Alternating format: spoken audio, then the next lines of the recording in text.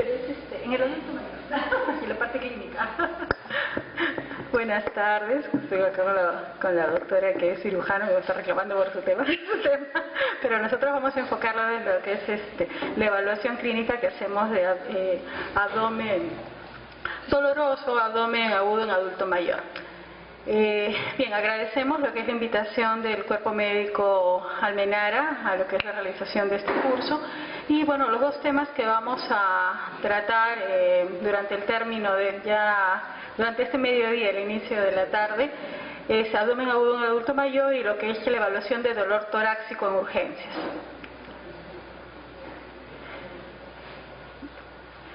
Cirugía en el anciano. Tenemos a la actualidad uno de los mitos, diría yo, en relación a lo que es tratamientos quirúrgicos en adultos mayores es que la edad, por ejemplo, es una gran limitante para lo que es el tratamiento quirúrgico. Sin embargo, los avances en lo que es la tecnología, los avances médicos en tecnología y otras áreas hacen de que las cirugías cada vez se hagan más seguras incluso a edades avanzadas. Hay que tener en cuenta también que para nosotros es muy importante como marcador de pronóstico de lo que es morbilidad y mortalidad es lo que es el estado funcional del paciente. Es un marcador muy importante, no solamente para lo que es el área quirúrgica, sino para incluso hay bastantes estudios relacionados a lo que es, relacionan lo que es funcionalidad y lo que es incluso estadía en UCI y sobrevivencia de estadía en UCI, que es otro tema.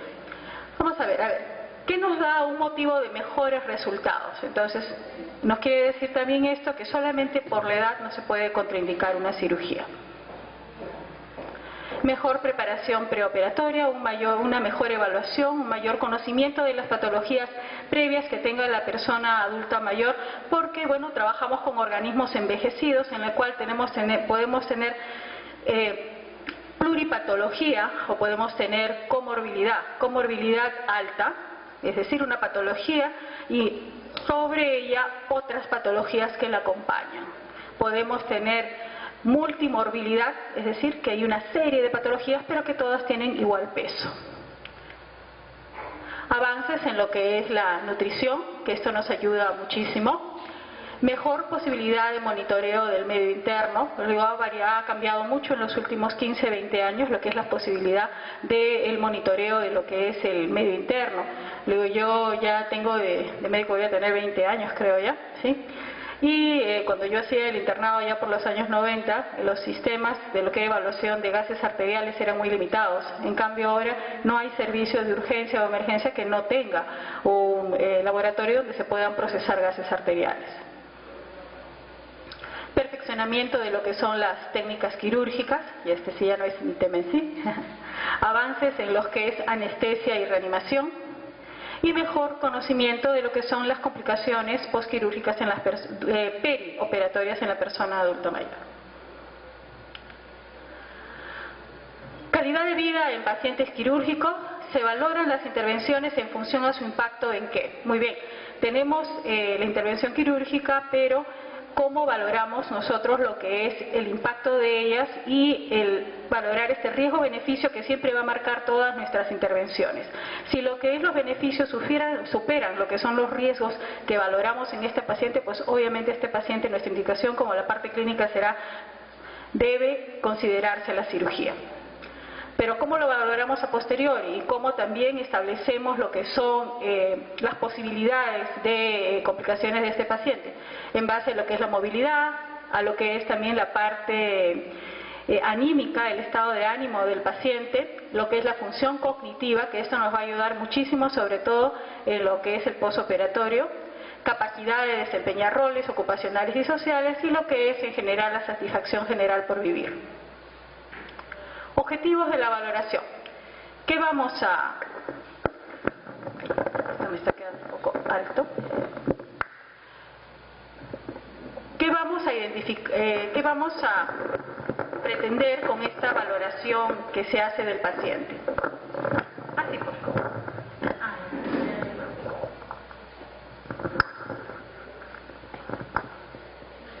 Que estamos mejor así. ¿no? Identificar los problemas médicos del paciente, es decir, yo hago una lista de todos los problemas que pueda tener la persona, tanto clínicos, funcionales, mentales o sociales, que son parte de la valoración geriátrica integral, ¿no? El diagnóstico cuádruple dinámico.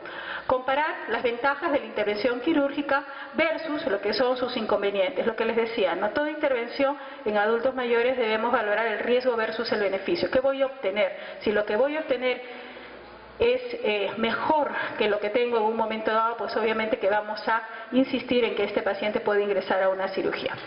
Aplicar las medidas necesarias para llegar al paciente al quirófano en las mejores condiciones posibles, para darle también tanto las seguridades de caso a los colegas cirujanos, a los colegas anestesiólogos. Este paciente debe ser compensado rápidamente de lo que son condiciones preexistentes para que ingrese a la cirugía con todas las seguridades del caso.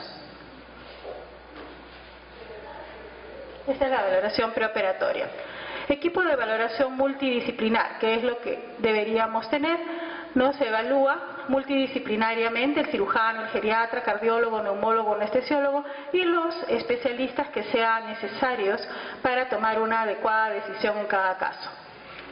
También necesitamos lo que es la intervención de parte de nuestro equipo multidisciplinar, que es la enfermera, nuestra trabajadora social, que es muy importante. ¿Quién va a cuidar al paciente después de la cirugía? ¿Quién va a velar por su rehabilitación y su reincorporación a su medio habitual cuando ya ese paciente esté en casa? Incluso hasta tiene una casa a donde ir. Que todo esto son factores que nosotros valoramos. Terapistas, la necesidad de rehabilitación. Psicólogo también, el impacto que puede tener una amputación en una persona adulta mayor. Necesitamos el apoyo del psicólogo. Ahora tengo hospitalizada, por ejemplo, una paciente que tiene un diagnóstico de un angiosarcoma, que ya de por sí es una neoplasia de mal pronóstico, porque es una neoplasia de vasos, o sea que la posibilidad de recidivar es grande. La intervención planteada es una hemipelvectomía.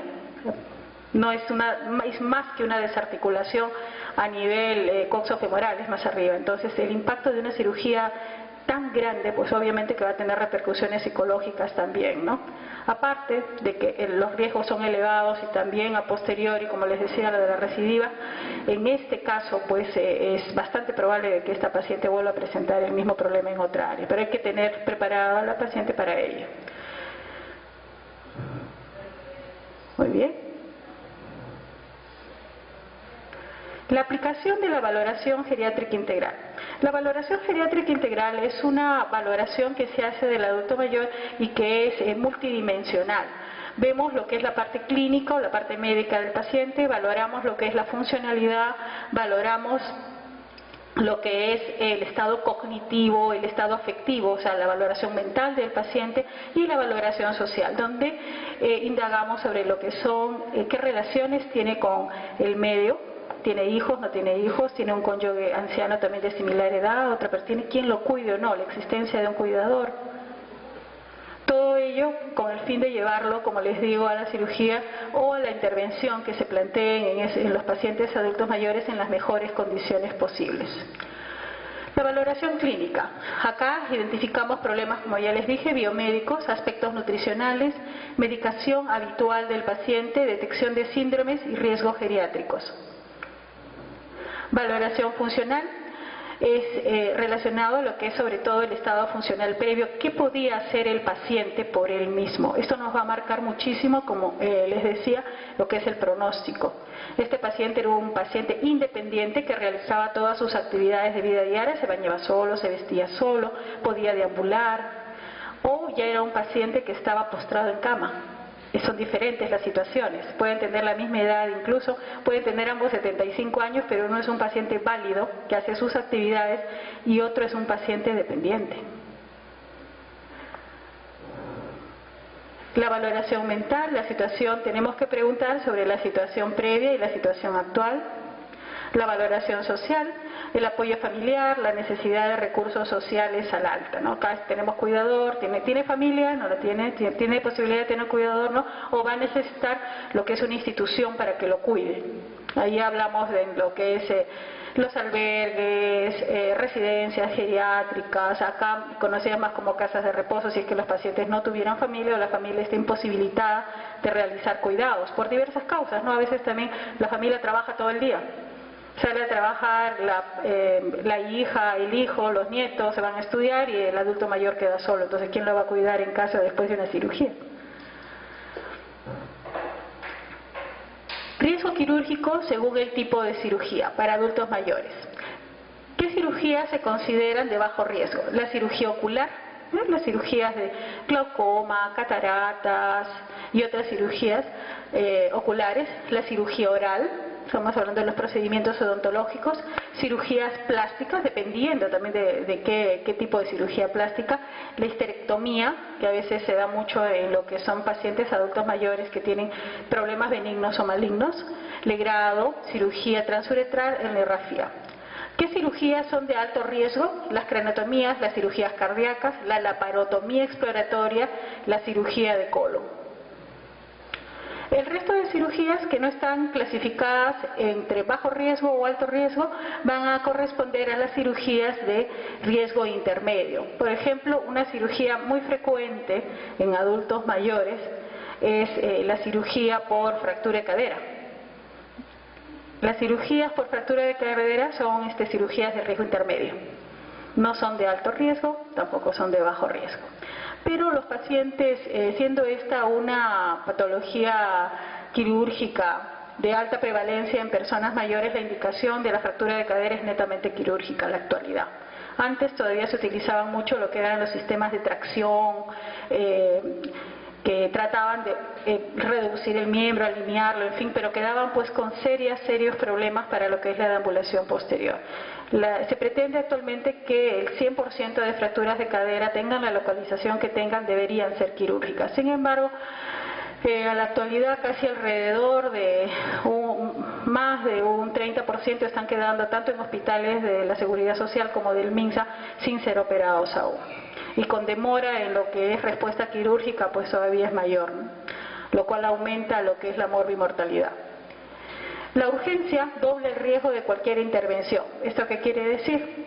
Que si tenemos un paciente diagnosticado, por ejemplo, de una litiasis de vías biliares, de vesícula biliar, es mejor que este paciente sea operado de manera programada, con todos los riesgos, con todas las evaluaciones, antes que esperar que entre por un problema de obstrucción de vías biliares o por un problema de una colecistitis aguda a una sala de emergencias y urgencias.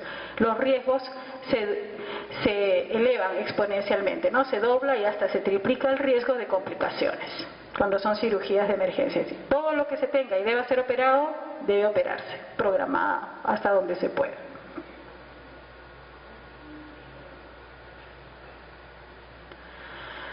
Tipo de intervención, como les decía, mayor riesgo las cirugías de urgencia. Tiempo quirúrgico, a mayor tiempo, mayor riesgo de complicaciones.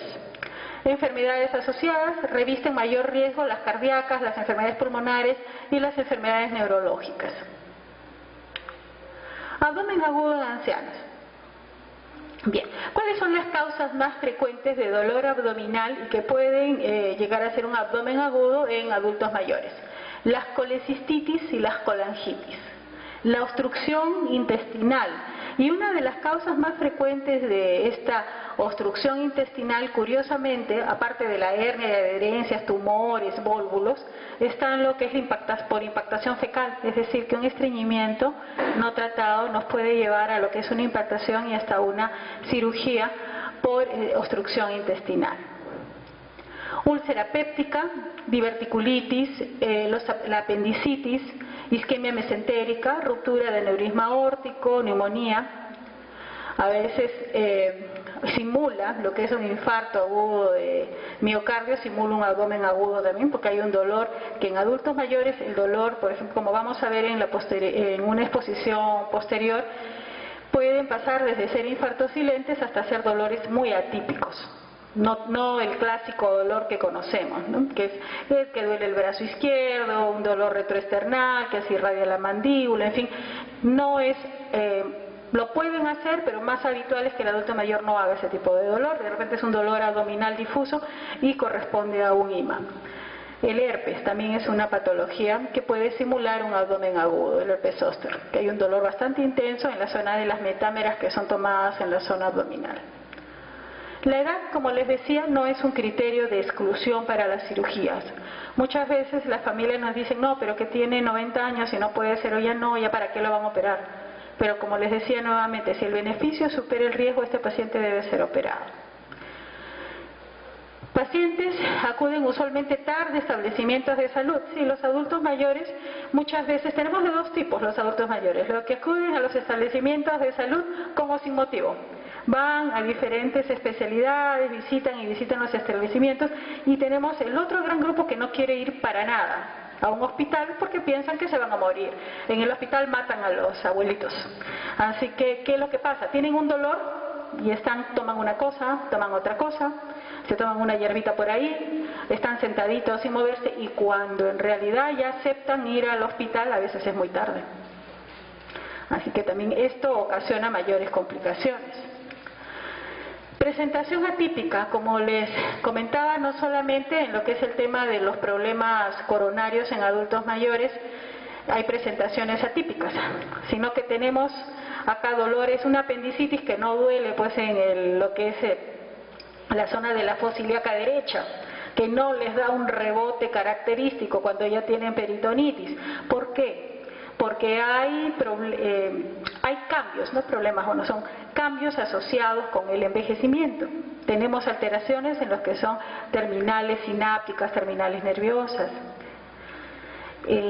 Nos dan dolores de localizaciones a veces, no en la colecistitis, no necesariamente en hipocondrio derecho, sino es un dolor difuso, que tenemos que ahora, bueno, habitualmente echar mano dentro de la tecnología que tenemos, de lo que dispongamos. Y ante un dolor que persiste y persiste, pues la indicación no ha variado a través de los años, ¿no? Si el dolor no se maneja en un determinado tiempo, este dolor pasa a ser quirúrgico. Uy, ¿qué pasó? Ya. Dolor abdominal. El paciente anciano, como les comentaba, usualmente tiene una percepción del dolor alterada, tienen una gran tolerancia al dolor, hay características propias de lo que es fisiología del envejecimiento que hacen que suceda esto. Difícil precisar localización, irradiación y características. Los cuadros de pancreatitis incluso a veces están localizados en epigastrio sin ninguna irradiación. No es el clásico dolor in banda que aprendemos en lo que es semiología. No es lo más habitual. El caso de las colecistitis, como les manifestaba, que es un dolor en hipocondrio derecho y que incluso se va hacia lo que es la espalda, pero hacia el lado derecho también, a veces no lo encontramos tan característico. Hay que estar observando ese abdomen un tiempo prudencial, ¿no? Descuido o desconocimiento también de los familiares en nuestro medio tiene mucho que ver, en el retraso sobre todo. Vómitos también frecuentemente están asociados. El estreñimiento, como les decía, es una causa bastante frecuente de abdomen agudo quirúrgico en el adulto mayor. No sabemos, muchas veces la familia no nos da datos, vienen con un dolor abdominal. Cuando uno examina hay un abdomen distendido, con disminución de ruidos hidroaéreos o abolición de ruidos hidroaéreos. Mucha dolorabilidad. Cuando uno pregunta sobre lo que son las evacuaciones, nadie nos da razón, porque a veces este adulto mayor independientemente ha estado acudiendo a lo que es el sanitario, el baño, pero nadie verificó si en verdad hacía o no hacía deposiciones. Y nos dan pues cuadros de fecalomas con obstrucción, que muchas veces tienden a ser quirúrgicos, con todas las complicaciones que pueden ir de por medio, y más aún si el paciente tiene alta multimorbilidad o comorbilidad. Así que tenemos que estar, nosotros los geriatras somos los que andamos mirando dentro de cuando pasamos visitas, cantidad de orina, deposiciones. Miramos cuántos días, al tercer día que el paciente no haga deposición, ese paciente tenemos que intervenir. De todas maneras, o colocando un enema, colocando un laxante, en fin, lo que fuere. Agitación o confusión, también el paciente viene agitado, viene confundido, a veces vienen hasta con ya cabalgando un problema infeccioso o hasta una sepsis de foco abdominal y no nos pueden dar razón. Están agresivos, la familia a veces tampoco, entonces bueno, vamos a tener entre que nuestro examen físico nos ayuda bastante y lo que es el tema de imágenes y laboratorio. La débil musculatura abdominal puede impedir la manifestación de viento en tabla. Sí, tenemos lo que es en el envejecimiento los fenómenos de sarcopenia, que es pérdida de masa muscular. Al perder masa muscular, entonces nos vamos a tener el típico vientre en tabla que vemos en las peritonitis muchas veces en adultos mayores. Fiebre y taquicardia a veces son menos frecuentes. Los pacientes adultos mayores que hacen fiebre, quiere decir que todavía sus mecanismos de regulación y defensa están en mejor estado. Adultos mayores muy deteriorados no les hacen fiebre muchas veces, que es de peor pronóstico que no hagan fiebre.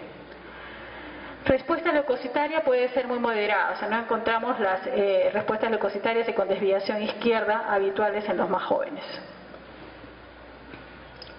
¿Qué influye en peor pronóstico? La cirugía de urgencia, como ya lo mencionamos, y lo que es la coexistencia de patología cardíaca y respiratoria, ¿no? Son los dos grandes aparatos que van a marcar si es que existen patologías de importancia en ellos, un peor pronóstico, digámoslo así, pero no tampoco muchas veces un pronóstico insalvable.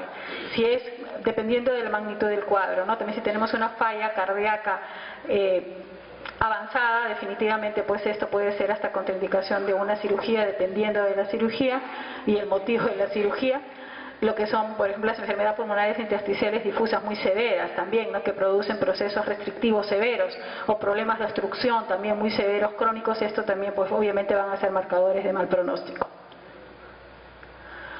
Bien, vamos a ir viendo por las patologías que hemos mencionado las características de ellos en el adulto mayor, ¿no? La colecistitis es la causa más común de abdomen agudo en el adulto mayor, 33%. La prevalencia de litiasis incrementa con la edad, ¿sí? Como recordaremos cuando llevamos patología en la universidad, pues muchas veces se encuentran incluso cálculos en pacientes que nunca han tenido sintomatología durante la edad adulta, pero se van incrementando la formación de ellos con la edad. La diabetes y la intolerancia a la glucosa son factores de riesgo para la formación de cálculos. ¿Qué complicaciones podemos tener, ¿no? Lo que es la colangitis, el empiema, la perforación y lo que es la pancreatitis. Cuando migra, habitualmente los cálculos, tienen muchos cálculos, tienen cálculos pequeñitos, pueden migrar a través de lo que es la vía biliar y obstruir esta área causando pancreatitis. Otra de las patologías que mencionábamos que era bastante frecuente, la obstrucción intestinal, 25% de los abdómenes agudos en adultos mayores. Las causas más frecuentes, la hernia encarcerada. También este es un tema que dicen a veces los adultos mayores no quieren operarse las hernias. Y recordemos que la hernia es una cirugía de riesgo bajo, no entramos a cavidad. Al no ingresar a cavidad es menos la posibilidad de complicaciones, el tiempo operatorio también debe ser corto. Y si se tiene una hernia con posibilidad después de que se encarcere, obviamente que la indicación de este paciente será quirúrgica, salvo que tenga pues el riesgo, nuevamente, el riesgo-beneficio, el riesgo de entrar o de someterse a una anestesia sea muy alto, ¿no? Los carcinomas, los problemas neoplásicos que pueden causar obstrucciones, adherencias, pacientes que han tenido cirugías previas y pueden presentar adherencias, vólvulos y lo que les mencionaba de los fecalomas, la impactación fecal.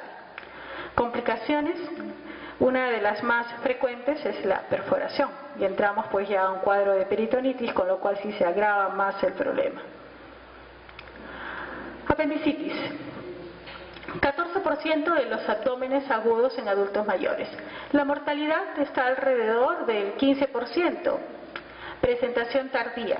La presentación muchas veces se comienza el dolor igual que en los jóvenes en la zona epigástrico y posteriormente se va localizando en lo que es la zona de la fosa ilíaca derecha, pero esto demora bastante más en suceder. Alta prevalencia de perforación. El dolor es difuso, como les manifestaba, es un dolor menos localizado. ¿Qué exámenes auxiliares? Estos son los tres principales. las tres principales causas de abdómenes agudos en adultos mayores. ¿Qué exámenes auxiliares debemos solicitar? El hemograma, que puede sernos contributorio, de repente no tanto, pero debemos solicitarlo a fin de poder encontrar un elemento de juicio que nos pueda apoyar alguna decisión. Lo que es la glucosa urea creatinina, para ver estado de la función renal de este paciente. También recordemos que para exámenes de imágenes probablemente vamos a necesitar, si tenemos estudios contrastados, vamos a necesitar un valor de creatinina, a fin de no causar más daño en el riñón con el contraste, y regular la cantidad de contraste que se va a poner. Lo que es los gases en sangre y los electrolitos. Acá vamos a evaluar lo que es el medio interno del paciente. Estudios de función hepática. De todas maneras, tomar un electrocardiograma, incluso para el riesgo quirúrgico también lo vamos a necesitar. Una radiografía de abdomen, de pie, en lo posible. Si es que el paciente no puede incorporarse, bueno, será una radiografía tangencial de abdomen. Ecografía abdominal, hasta aquí es lo más habitual. Entre tomografía, resonancia, laparoscopía y angiografía mesentérica es de acuerdo a las características del caso, ¿no? Si la ecografía no nos aporta datos suficientes y se tiene que complementar con otro estudio, ya se escogerá pues entre una tomografía u otro examen que se pueda enviar, que se pueda solicitar. Factores que contribuyen a mejorar el riesgo quirúrgico. El hacer una buena historia clínica. La historia clínica es el instrumento base de todo nuestro quehacer como médicos y invaluable realmente todos los aportes que nos da para lo que es establecer el diagnóstico y el pronóstico también de lo que es el paciente. La valoración multidisciplinar, como les decía, realizar una valoración geriátrica integral, por su cinta y mínima que sea, se debe hacer desde las áreas de emergencia, incluso en pacientes adultos mayores. Por esto la necesidad de que todos los médicos estemos, igual como llevamos cursos de pediatría y conocemos, así no seamos pediatras, algo de lo que es cómo valorar las patologías más frecuentes, algunas características de lo que son los niños, igual con los adultos mayores. El adulto mayor el organismo del adulto mayor no es igual al de un adulto joven.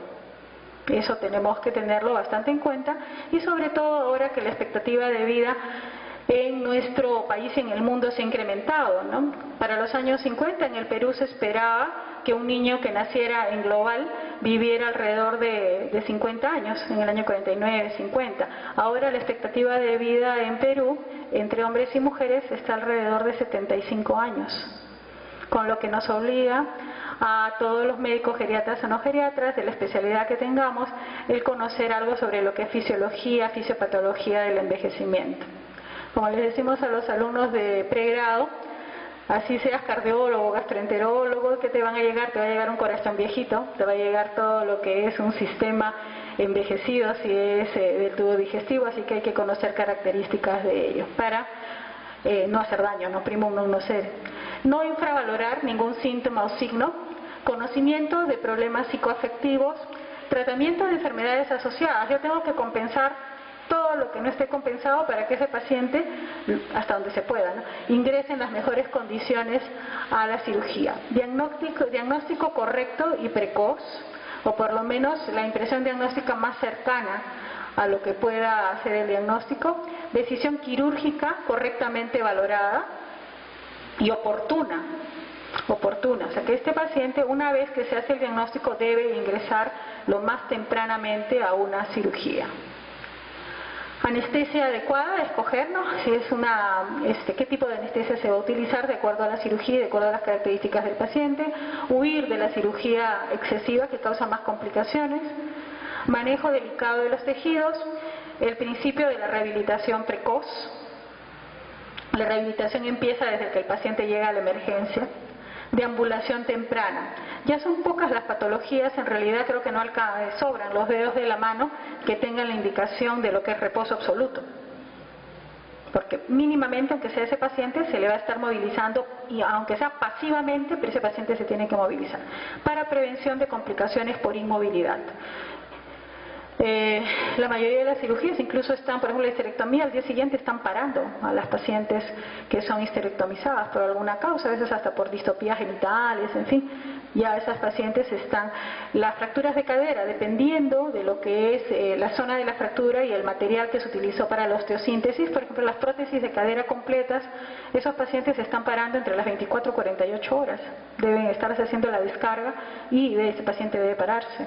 Otro tema ya es cuando es placa y tornillos, DHS, que demoran un poquito más obviamente, y también ver la calidad del hueso, ¿no? El tema de la osteoporosis sí es algo que nos limita un poco, pero si es un paciente valorado adecuadamente con una prótesis bien encajada, ese paciente se para al día siguiente. Educación a la familia y o cuidador. Esto es muy importante. Ya, como digo, la familia, no por tenerlo en una cama más días el paciente se va a mejorar más. Hay que movilizarlo. Con la movilización adecuada, obviamente, pero hay que comenzar a movilizar. Muy bien. Entonces, bueno, es un alcance de lo que es abdomen agudo, cómo se valora el abdomen agudo, las patologías más frecuentes que lo pueden causar en la persona adulta mayor. ¿Cómo es que lo enfocamos los geriatras? Si hubiera alguna pregunta, o al final, no sé cómo están acostumbrando a hacerlo cuando son 1 o 2 ponencias. ¿Me escucho? ¿Al final? En el adulto mayor, las distancias incorrectas, ¿qué complicación presentarían? ¿Sería necesario siempre su cirugía o cuidado nada más? Las diastasis de recto, en realidad, en la mayoría de los casos, si se guardan que el paciente no sea muy obeso, por ejemplo, que ahí sí podríamos tener complicaciones, podría tratarse conservadoramente en primera instancia. Pero si valoramos que puede haber mayores complicaciones, por ejemplo, el paciente muy obeso sí, porque puede causar hasta una hernia gigante, de lo que en ese caso sí sería, y es una cirugía pues de bajo riesgo también porque no se entra cavidad, ¿no? Se queda en lo que es músculo. Mientras se puede mantener si el paciente tiene un peso adecuado, si no tiene mayor riesgo. En los obesos es otro el tema, ¿no? Que la primera medida también sería ver lo que es reducción de peso y luego volver a valorar.